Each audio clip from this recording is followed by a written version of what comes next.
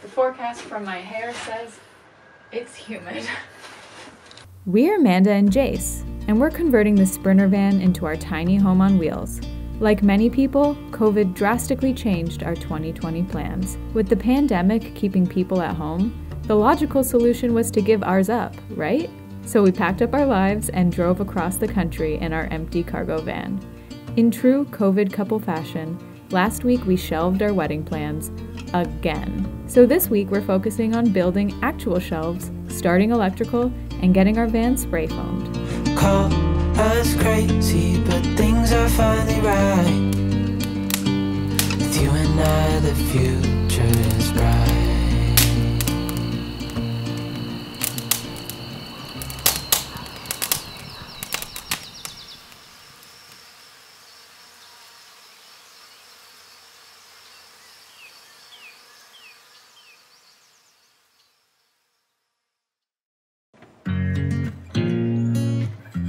Back in Chatham. Haven't given you an update on the van, so let's do a quick update. I almost fell through. I was leaning on the door. So we've done a lot of the little things that we need to do for prepping the van for insulation. We didn't really film a lot of it because it wasn't super interesting, but we'll give you a small, short tour of the little things that we've done to get ready for insulation. So framing a lot of the windows. It doesn't look like much, but it's really just there so that we can cover it and it won't get insulated with the spray foam. So we did our 2 bunky windows. We also framed out our kitchen window. So the reason we did this is, number one, just to kind of square it off. I don't really like the round edges. Number 2 is the counter is gonna come up and cover part of it anyways. So we figure we might as well take advantage of that and insulate it because it's just going to be like a big heat suck. We also built these arches to inset into the walls. We will show you some clips of how much we struggled with that, but it only took us about 12,000 hours. The walls will come flush in here and we'll trim it up and look all beautiful. So right now we're actually currently insulating behind where the arches are going to go. We're going to have one on either side, putting some rock wool behind there and a vapor barrier, just so that even though the spray foam insulation won't go behind it, we can still have a little bit of that insulation there. Watch us finish insulating. So just sit with me, talking to the night until the morning, building chemistry. I don't think I ever wanna go come closer next to me. Trying to find another way to say this, but I think they're in. We have 2. Now cut to the struggle of us trying to make these arches for the last 500 days. So after many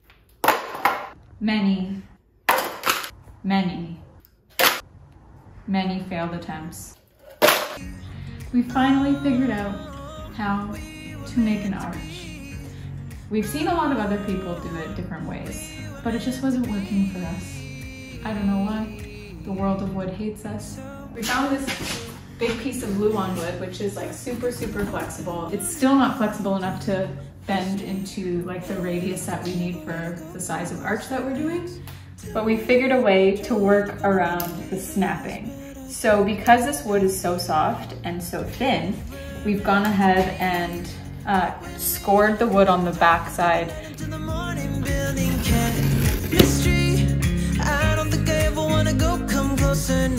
look like you're having fun.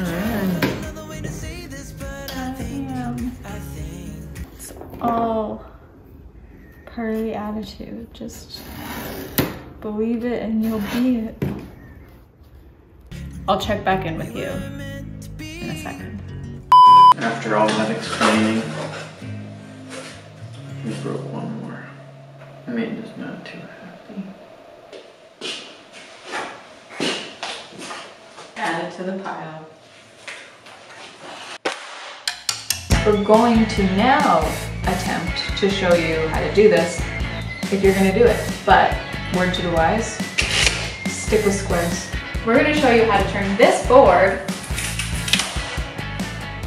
into this arch. Step 1, score your board every ½ inch. Step 2, carefully crack and bend along each of the score cuts that you've made. This is painstaking work. If you go too fast, you'll crack it. Step 3, make yourself a template. Make sure your arch can fit that template. Step 5, make sure you have the right nails in your nail gun. That's something we've always done, right?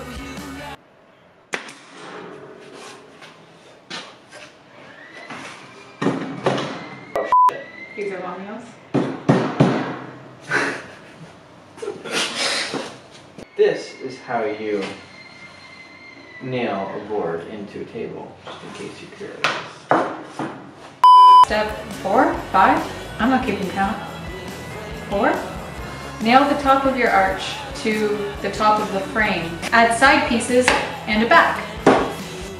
Nail your cardboard template to the back that you've made.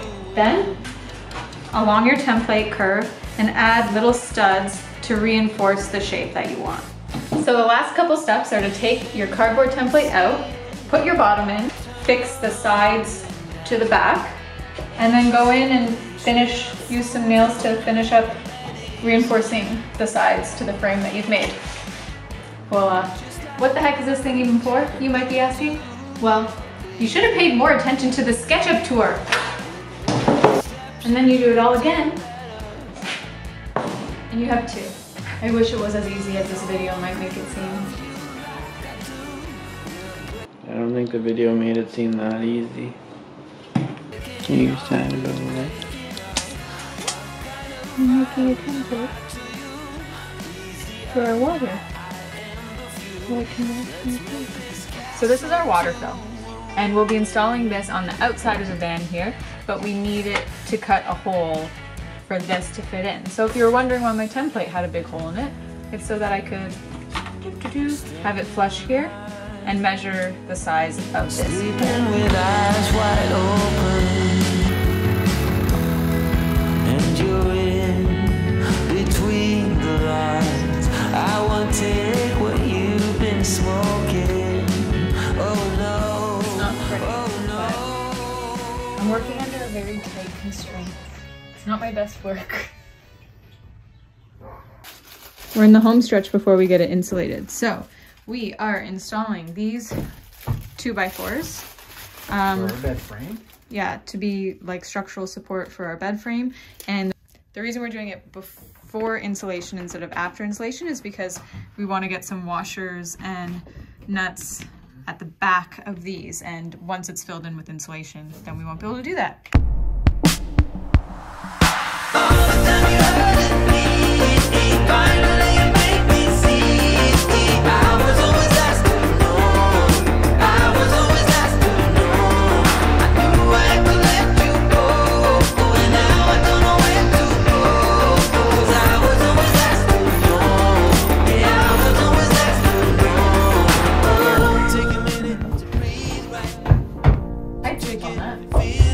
It's midnight, we've been out here all day, and we just did electrical, which I hardly understand. Don't worry, I don't understand it either.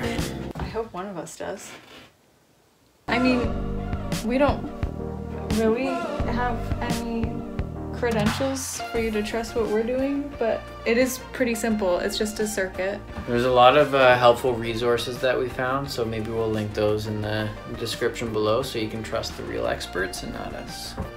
Yeah, for now all you need to know is you just run it along one cable, and then you just leave these little loops wherever you want a puck light.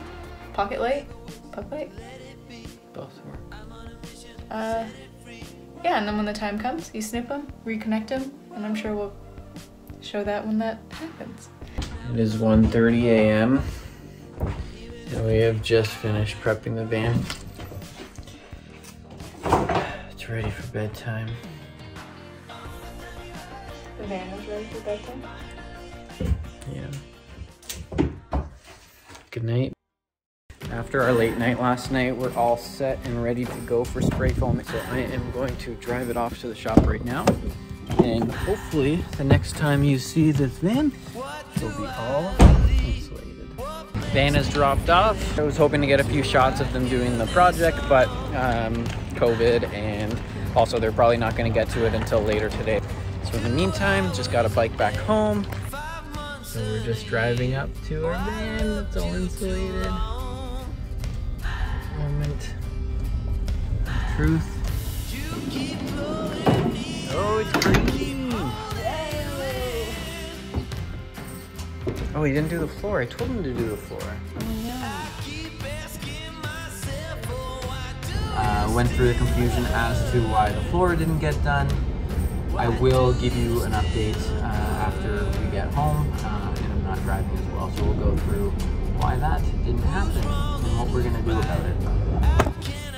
So what Sean had mentioned, the guy that did the insulation, was that the floor strapping wasn't thick enough, so we didn't really advise doing spray foam on the floor. I would have thought that a little bit of spray foam would be better than nothing, but what we're going to do instead is just lay down rigid foam board. Should be enough insulation if the floor is not as important. Either way, the rest of the insulation looks great. True. What? Whoa, look at our window! That's fun. I thought you were supposed to be cutting this up. You did. We just needed some people here. Oh, it's a mess. I'm tired, but we gotta get this floor down. It's not down yet. Let's try that again. Ah, that's better. Good afternoon. Now that the floor insulation is finished, we just gotta get the original flooring in now. So we're out here reshaping the old floor.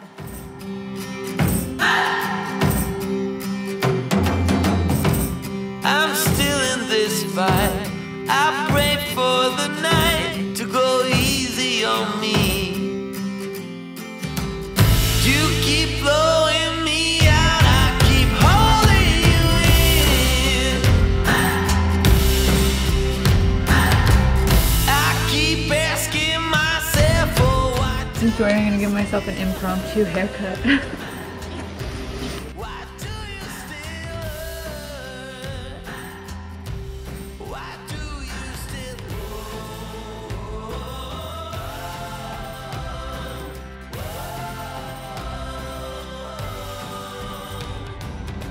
Well, that's it for another week. We realized we never really touched exactly on why we decided to go with spray foam versus any other kind of insulation. I think at the end of the day, it mostly comes down to Canadian winters. This one, not wanting to be cold. This one. And not exploring, you don't want my cold feet. That is a big factor. Now comes the fun part where we really get to start doing projects that'll be visually satisfying as opposed to all this boring insulation, electrical Skeletal work. Yeah. Now it's things that will actually start to come together. But if you stuck through to the very end of this video, you're a trooper because there was a lot of very boring, unsatisfying work. But like this video, even if you really didn't, and subscribe for more because it's only gonna get better from here.